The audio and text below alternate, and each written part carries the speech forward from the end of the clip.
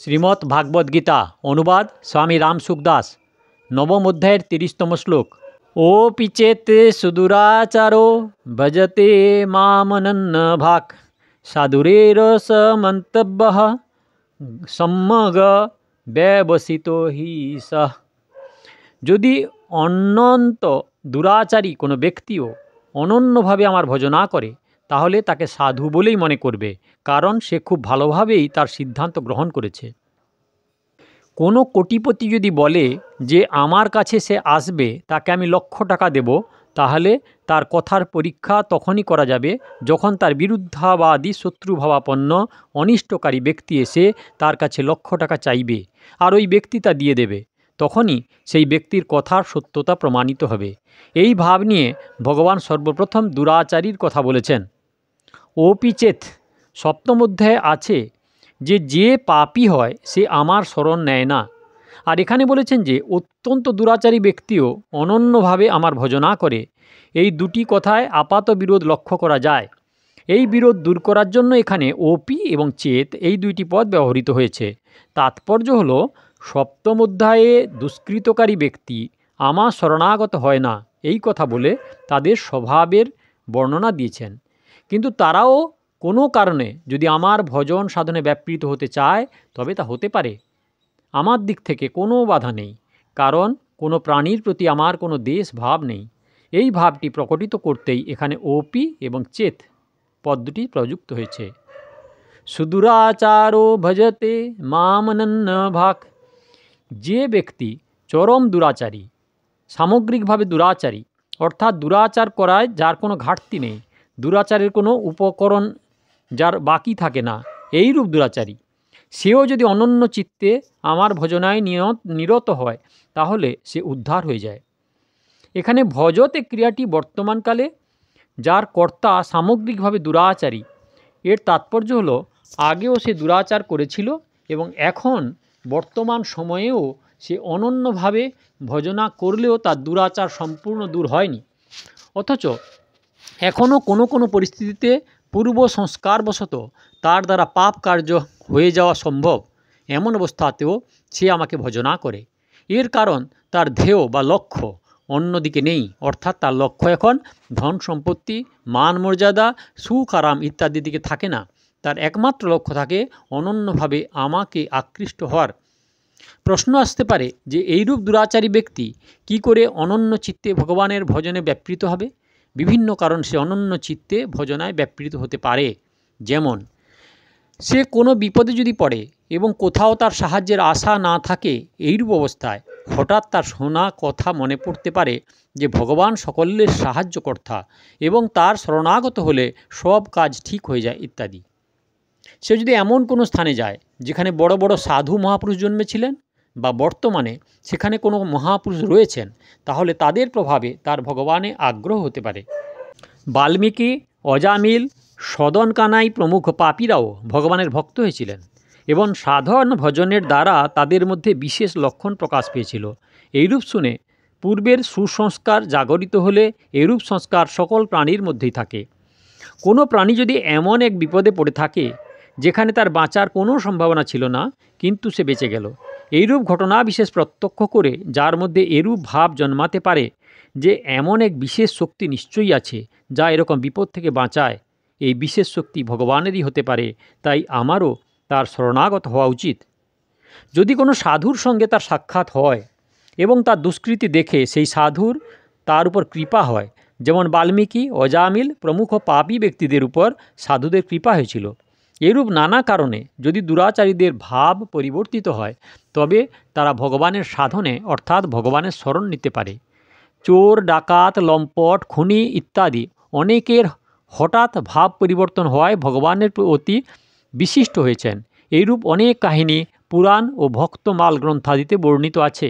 প্রশ্ন হতে পারে যে সব ভক্ত বহু বছর ধরে ধ্যান ভজন করে আসছে তাদের মনও তৎপরতার সঙ্গে ভগবানে আকৃষ্ট হয় না, তাহলে যারা অত্যন্ত দুরাচারী তাদের মন তৈলাধারবৎ ভগবানে কিভাবে আকৃষ্ট হবে?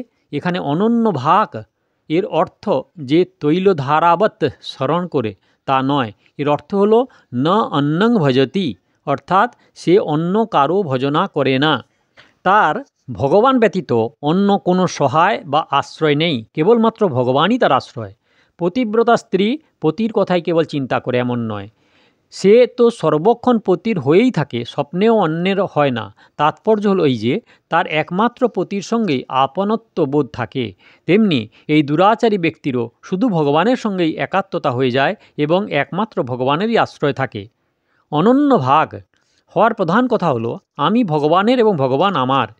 এই রকম আমিত্বের পরিবর্তিত করা, আমিত্ব পরিবর্তনে যত শীঘ্র শুদ্ধি লাভ হয়, জপ তপ যজ্ঞ দানাদি ক্রিয়াতে তত শীঘ্র শুদ্ধি লাভ করা যায় না। এই আমিত্ব পরিবর্তনের বিষয়ে তিনটি কথা আছে।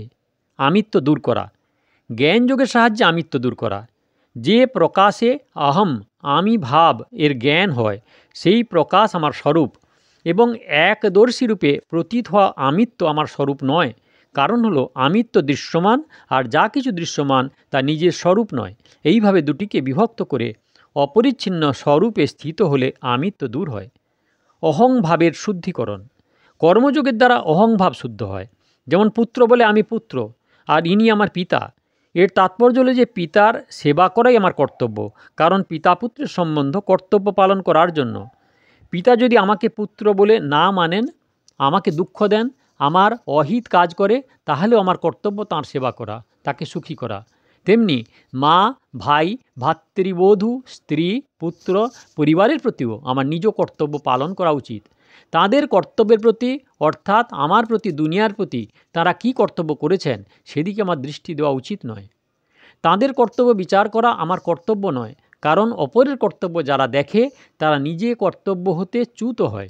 সুতরাং আমার উপর তাদের সম্পূর্ণ অধিকার আছে, কিন্তু তারা যে আমার কথা মতো চলবে কারো উপর আমার এরূপ অধিকার নেই। এইভাবে অন্যের কর্তব্য না দেখে কেবলমাত্র নিজ কর্তব্য পালন করলে অহংভাব শুদ্ধ হয়। কারণ নিজের সুখ ও আরাম কামনা করলেই অহং অশুদ্ধ হয়।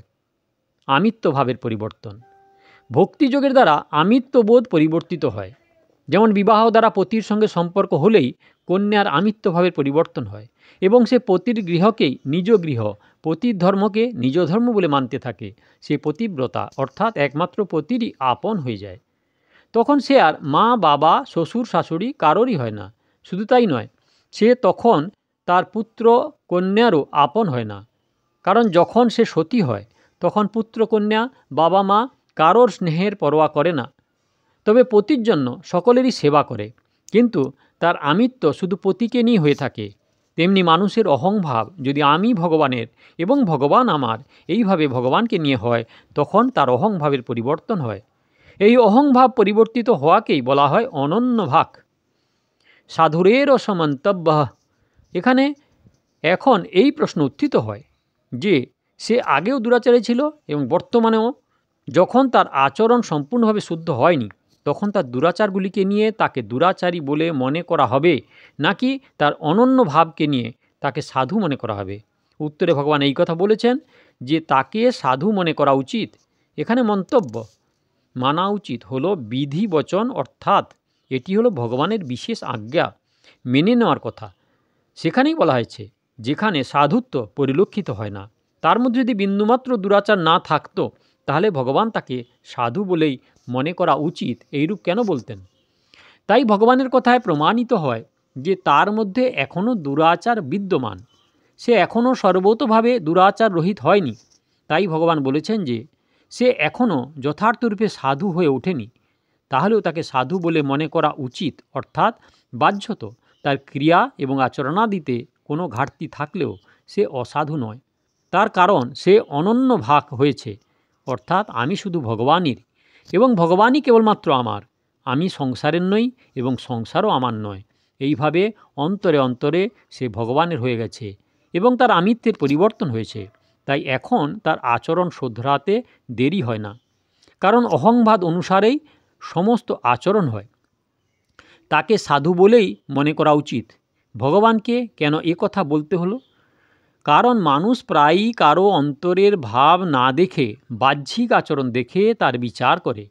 যেমন বহু বছরের পরিচিত কোনো এক ব্যক্তি, যাকে লোকে 20-25 বছর ধরে ভদ্র আচরণ সম্পন্ন বলে জানে, কিন্তু তাকে এক রাত্রে একটি বার নারীর গৃহে যেতে বেরোতে দেখা গেল। তাই দেখে লোকের মনে হলো, আরে একে তো ভালো লোক বলে মনে করতাম, কিন্তু এ তো তা নয়, এ তো বার নারীর আসক্ত। এরূপ তার যে ভদ্র পরিচিতি ছিল তা উবে গেল, যার প্রতি বহুদিনের শ্রদ্ধা ভক্তি ছিল তা নষ্ট হয়ে গেল। এইভাবে লোকে অনেক দিন ধরে কোনো ব্যক্তিকে জানে যে সে অন্যায়কারী, পাপী, দুরাচারী, আর তাকে এই গঙ্গা তীরে একদিন দেখা যায় স্নান করে প্রসন্ন মুখে মালা হাতে নিয়ে জপ করছে। তাকে দেখে কেউ হয়তো বলে ওঠে, দেখো দেখো, ইনি ভগবানের ভজনা করছেন, খুব বড় সাধু ব্যক্তি। তখন অন্য কেউ বলে, আরে তুমি একে জানো না? আমি জানি, এ তো খুবই খারাপ ব্যক্তি, পাষণ্ড। এইরূপ সাধন ভজনে ব্যাপৃত থাকলেও লোকেরা তাকে আগের মতোই পাপী বলে মনে করে। আর এদিকে সাধন ভজনকারী ব্যক্তিকে বার নারীর ঘর থেকে বেরোতে দেখে খারাপ বলে মেনে নেয়। তাকে কে জানে কী কারণে সেই বার নারী ডেকেছিল, কে জানে সেই ব্যক্তি দয়াপরশ হয়ে তাকে শিক্ষা দিতে গিয়েছিল কিনা, তাকে শোধরাবার জন্য গিয়েছিল কিনা, সেদিকে লোকের দৃষ্টি যায় না। যার চিত্ত অশুদ্ধ, সে অশুদ্ধ কথা বলে নিজ চিত্তকে আরও অশুদ্ধ করে, তার চিত্ত অশুদ্ধ বিষয়গুলি গ্রহণ করে। কিন্তু উপরিউক্ত দুটি ব্যাপারেই ভগবানের দৃষ্টি থাকে মানুষের ভাবের উপর, আচরণের উপর নয়। কারণ ভগবান ভাবগ্রাহী জনার্দন সম্যগ ব্যবসিত হি সহ। দ্বিতীয় অধ্যায়ে কর্মযোগের প্রকরণে ব্যবসায়িকা বুদ্ধির কথা বলা হয়েছে। অর্থাৎ সেখানে প্রথমে বুদ্ধিতে এটি নিশ্চয় করা হয় যে আমার রাগ দেশ করা উচিত হয়, কর্তব্য কর্ম করার সময় সিদ্ধি ও অসিদ্ধিতে সম থাকতে হবে। তাই কর্মযোগীর বুদ্ধি ব্যবসায়িকা একনিষ্ঠ হয় এবং এখানে কর্তা স্বয়ং ব্যবসিত, সম্যগ ব্যবসিত, কারণ আমি শুধু ভগবানের এমন সাধন ভজন করাই আমার কাজ, এই নিশ্চয়তা নিজস্ব বুদ্ধির নয়। সুতরাং সম্যক নিশ্চয় সম্পন্ন ব্যক্তির স্থিতি ভগবানই থাকে। তাৎপর্য লই যে সেখানে নিশ্চয়তা ছিল কারণ বুদ্ধিতে, আর এখানে নিশ্চয়তা রয়েছে কর্তা স্বয়ংয়ে। কারণে নিশ্চয়তা হলেও কখনো কর্তা পরমাত্মা তত্ত্বে অভিন্ন হয়ে যায়, তখন কর্তাকে নিশ্চয়তা হলে করণেও নিশ্চয়তা এসে যায়। এতে আর বলার কি আছে? সেখানে বুদ্ধির নিশ্চয়ই হয়।